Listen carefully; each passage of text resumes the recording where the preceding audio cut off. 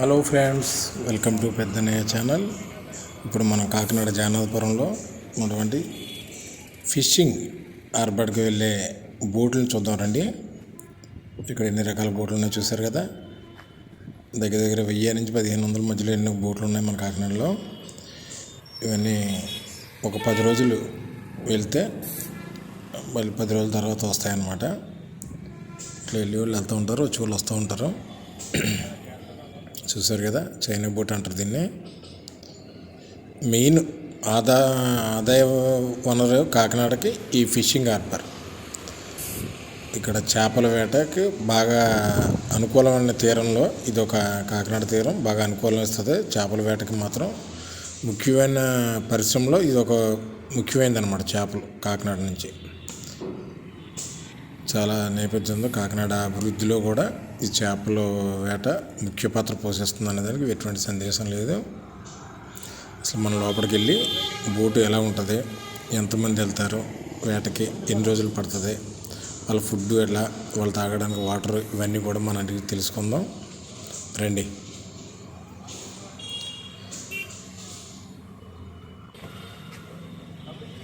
వెళ్ళా బోటు దగ్గరికి.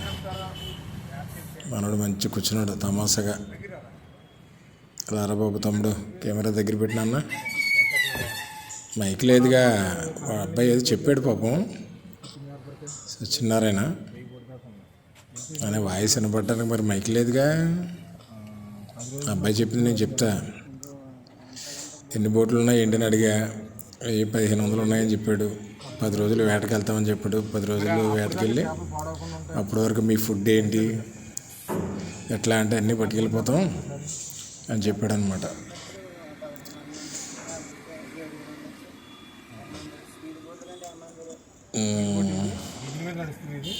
ఏమేమి చేపలు దొరుకుతాయి ఏంటని అడిగాను. ఎన్ని కిలోమీటర్లు వెళ్తారన్నాను. 150 మైళ్ళు అని చెప్పాడు. మైళ్ళు మనకని కిలోమీటర్లకు తెలుసు కానీ మైళ్ళు తెలియదుగా.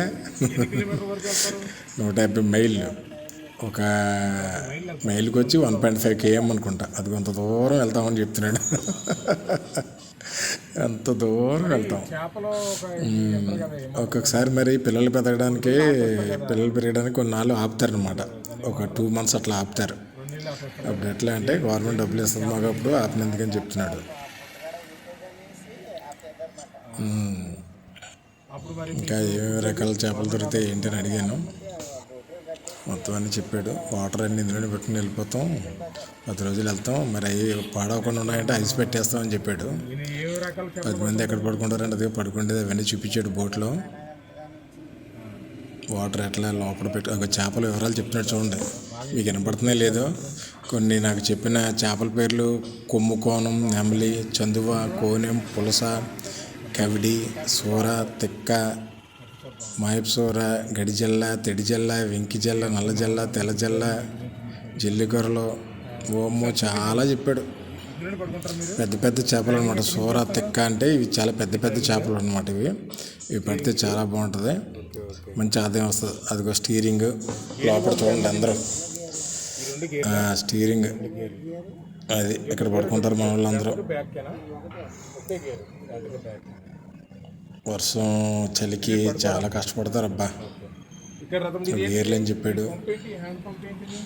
తీసుకెళ్ళాడు మమ్మల్ని. అదిగో హ్యాండ్ పంపు కింద బ్యారెల్లో ఉంటుందంటే వాటరు. ఆ బ్యారెల్ వాటర్ పైకి కొట్టుకుని తాగుతారనమాట మనిషి. కిందకి వెళ్ళి అంతమంది ముంచుకొని రావక లేకుండా అదిగో ఆ బ్యారెల్, అటువంటి బ్యారెల్లో స్టాక్ పెట్టేసి ఉంటుందండి వాటరు. ఆ స్టాక్ పైన కొట్టుకొని తాగుతారు.